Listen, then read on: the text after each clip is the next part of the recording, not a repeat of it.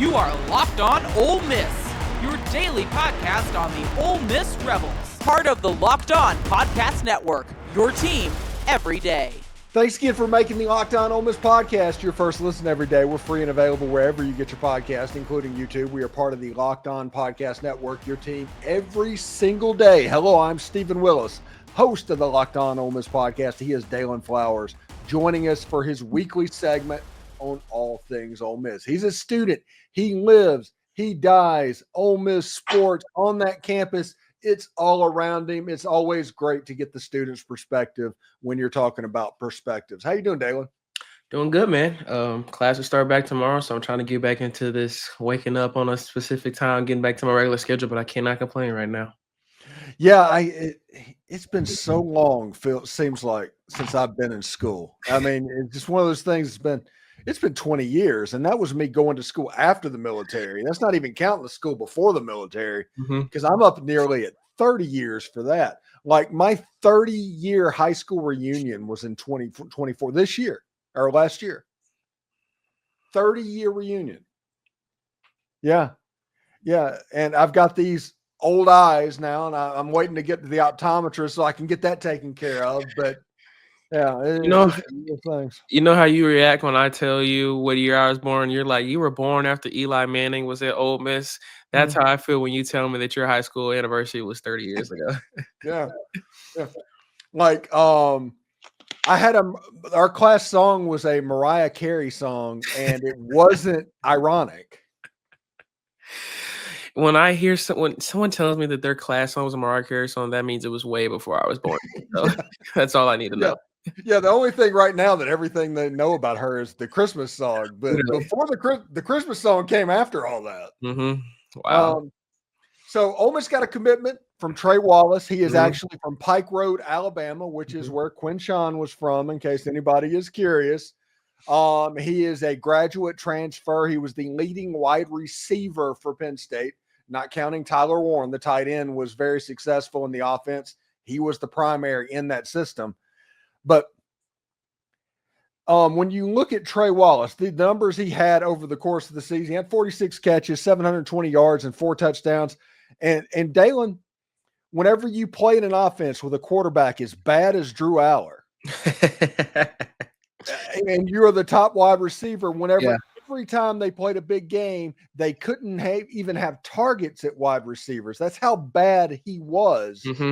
I take these numbers. I think he is going to be a solid number 2 wide receiver at Ole Miss. Yeah, I'm super excited about this kid. Like, those numbers are great, but I think his on-field efficiency is even better. And like you said, I knew you were going to bring that point up, and if you didn't, I was going to. You know, watching Penn State a lot this year, might I add, they struggled a lot, and they struggled in a specific area that even Ole Miss struggled in terms of the offense, which was the red zone. And when I watched Trey Wallace, I didn't see him necessarily struggle. And when I say that, I still watched him beat his corner a lot on routes. I still watched him get off the line of scrimmage pretty good and get open. And even if he wasn't open originally, he would make himself open in the end zone. And Drew Aller just was not able to get him the ball a lot of those times, which you kind of look at for a touchdown from somebody that may not understand the game too complex. And they might be like, that's not a great target for a wide receiver. But like I said, you watch the games that I watched for Penn State this year, there were a lot of opportunities for him to have maybe 8 or 9 touchdowns this year that just kind of were incompetent to, I would think, Drew Aller's ability this year at Penn State. But I'm super excited about this kid. Brings a good piece of experience to the team, to the wide receiver group, who, again, it's crazy about this team and this wide receiver room. It's like in 2023, we were saying this may be the best wide receiver group in Ole Miss history. And then 2024 comes and we're like, this is the best Ole Miss wide receiver group in history. And here we are again, 2025. And it's like, what is the capabilities of this wide receiver group? I think a guy that has kind of flown under the radar of Ole Miss and the national media is Desean Tribling from Oklahoma State. And I think he's going to bring a lot of capabilities that is going to allow Caden Lee, Trey Wallace, and these other guys to get more opportunities and have a little bit more vulnerability within secondaries, because Desean, his size, his big play ability, it's going to divert a lot of the secondaries that we play in this upcoming year to put double coverage on them. And that's going to allow Caden and Trey and a lot of these other guys that we're bringing in, or even coming up as well, like Caleb Oderman, other guys to just do their thing. So I'm super excited about the kid, like you said, from Alabama. So he's known for coming up out of high school, was a 4-star athlete, 6'1", around 200 pounds, decent size, really quick guy, is really fast. So expect a lot of big plays. Like, when we watched Dayton Wade and Jordan Watkins over the past couple of years, kind of getting that slot position, getting in the middle of the field and just going upfield with their quick legs. So super excited about this guy. Brings a lot of ability to the wide receiver room that I think no one in general is as good at everything that like this kid is. And, there may be one guy that like Desean who's just really good at deep plays, but this guy is good at, I would say, at a spectrum of things in the wide receiver room. So super excited about this guy. And, man, Austin Simmons gets another target. Now let's kind of get ready to beef up that offensive line and give them some protection. And I think this offense is the sky's the limit for them. The pass catchers on this team, and when you look at what's going on September 15th, I do not think that the 2025 wide receiver unit was better than the 2024 wide receiver unit. When Trey Harris was completely healthy, Juice Wells was clicking, all of that. I do not think it's quite there. That unit was more top heavy than this one. Yeah. This 2025 unit has more pass catchers. They have 5 or 6 deep, plus an unbelievable recruiting class, including Winnie Watkins, who I think is the freshman that I think is going to play in 2025. And then the tight ends, they beef them up as well. I think that Austin Simmons has more pass catchers, big play, consistent, high level than even Jackson Dart did.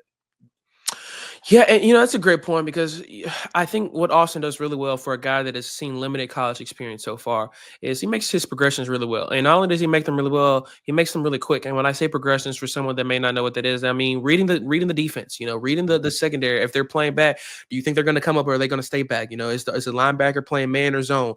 Austin makes those really quickly. And when you have a guy like Wallace, when you have a guy like Caden Lee who runs in the middle field, can do a lot of quick out routes as well, that's really helpful for a quarterback and a wide receiver to be efficient. I think, one of the big things this year was we had those opportunities, with the guys that we had in the receiver and the tight end room, might I add, but they weren't really all used to their capabilities. And I think that was kind of the one asterisk when, before the LSU game, before Trey Harris got hurt, that, he's putting up these insane numbers. But the offense looked a little one-dimensional, and it was all Trey Harris. And when he was out, we kind of saw the development of, how Jordan Watkins can really be elite, how these other guys like Daquan Wright and Caden Preston can be effective for this offense. And I think that's going to be huge. I'm really big on Daquan Wright. I really am. And we've seen a lot of the connection from Austin Simmons and Daquan Wright in this 2024 season. So for those two to already have a connection, it makes me so excited to see what they're going to be able to do in 2025. So that's huge. And a lot of these guys like Caleb Odom and Caleb Cunningham, and like you said, Winston, they don't have too much film on them. And I think that benefits us in a way, because when defenses are watching, they don't know how we're going to be able to use these guys effectively. And as well, like Trey Wallace, we can use them in a lot of different positions. We can use them in the X slot, the slot receiver, the Y position. There's so many opportunities for these guys. And I think what we've seen so far from Austin Simmons in his short amount of time of playing is he's able to use every guy effectively. And it brings me kind of warmth, because I think that was just kind of the big part of this past season for the offense. They weren't using their full capabilities. And when we saw when they did, like against Arkansas, like against Georgia, then there was no stopping them. But there were also times in the season where we were just kind of scratching our heads like, what are we doing? Why are we, calling this play? Why are we, throwing in triple or double coverage when, there's a tight end wide open? So I'm excited. And this team is moving in the right direction offensively wise. And I'm really excited that Austin is gaining guys that he is comfortable with, and as well have the opportunities to bail him out at sometimes when Austin sees some pressure, but he, it needs somebody to go make a big play. We have those wide receivers to do that for him. So I'm excited. And I can't say that enough, that I think this offense is going to be really clicking if we continue to just move forward and how I think we're going to. All right. Thanks again for making the Locked On Ole Miss podcast your first listen every day. When we come back, we'll talk to Daylan about the Ole Miss basketball game against A&M and a men's basketball loss at Mississippi State, a women's win in Mississippi State. So stick around for that.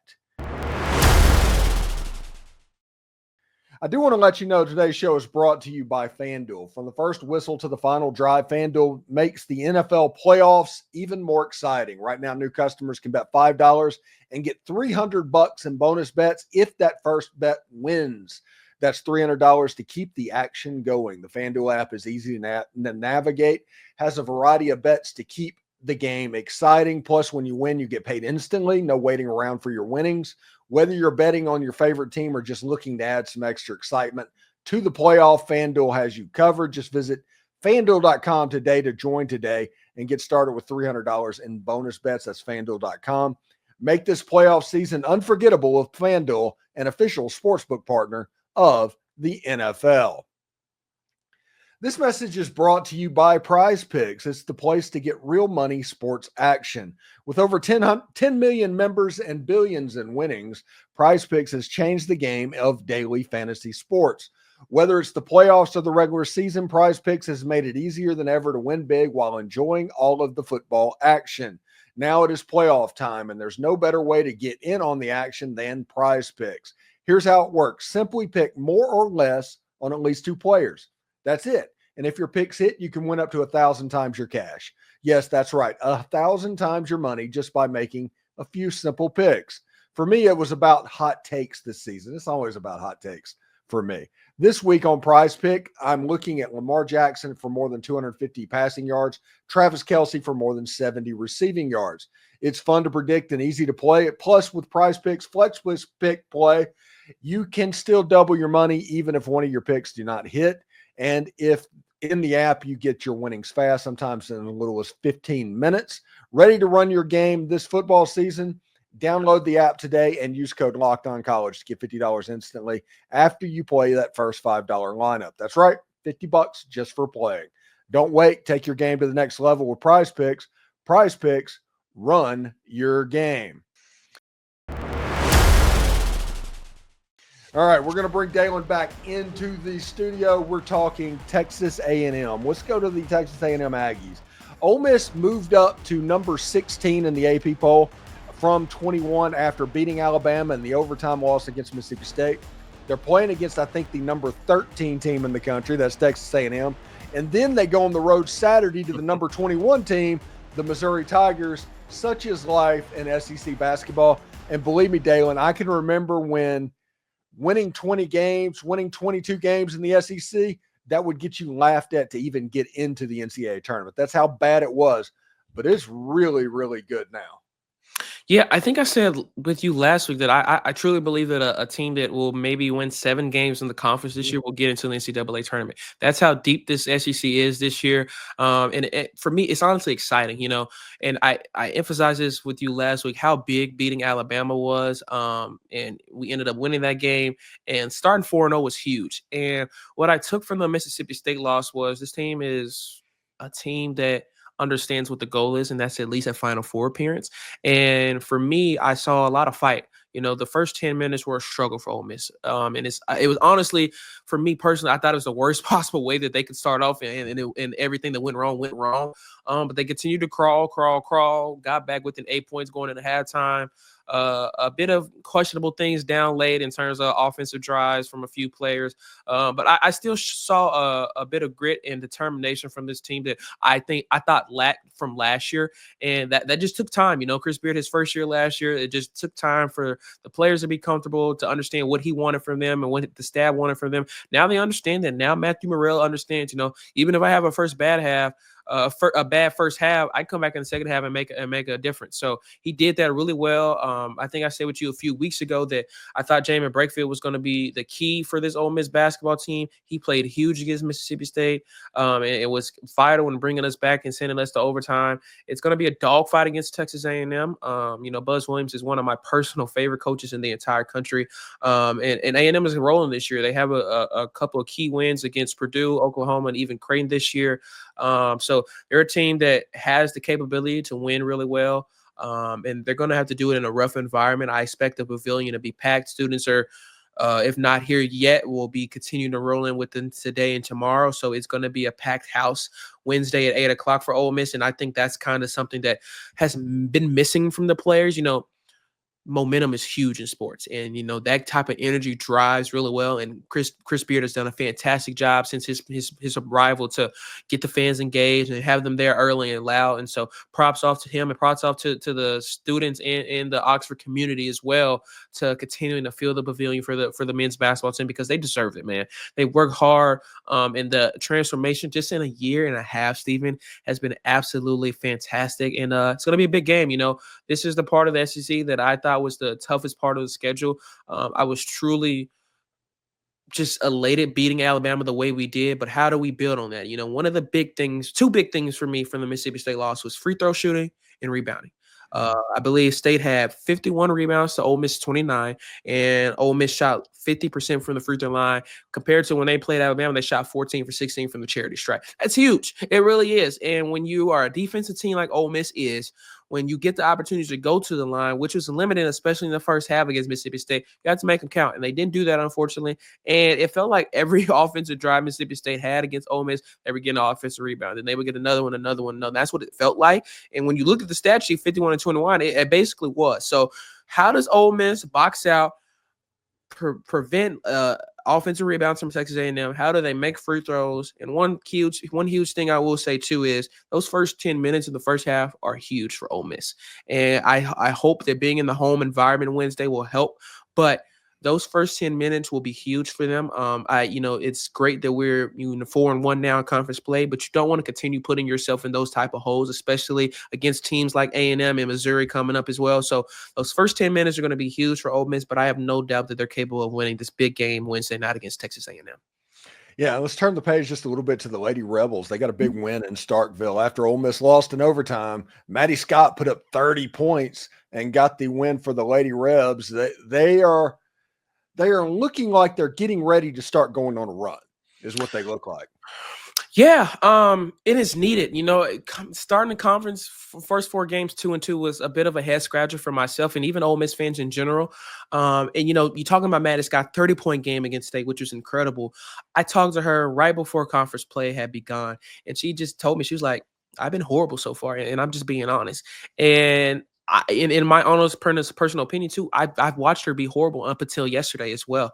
And it's just, she was not taking the shots this season that I've seen her make in her past 3 years at Ole Miss. But yesterday she did that. Her game is the mid-range. She was getting to the mid-range, pulling up, and it was nothing but net. It felt like every single time. She is the leader of this team.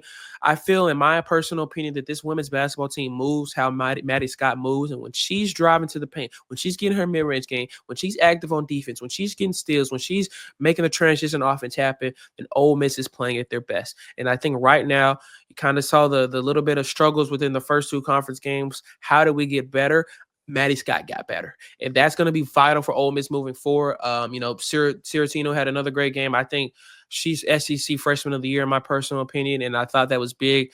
Beating Florida and having Liv McGill have a struggling night, and that kind of elevated Sierra, especially her 29-point performance as well. So, it's Mississippi State was a huge win. They obviously are the in-state rivals, and the women's basketball team from Ole Miss and Mississippi State have gone back and forth a lot over the past few years. So coming out with that win on the road after a gritty and kind of a struggling start for Ole Miss was huge. And the March Madness is still obviously in the reaching distance for Ole Miss, but I've seen for the past 2 games what the possibilities are for this team and how far they can go. And I think if they obviously can continue playing like that, then the rest of the conference may need to watch out.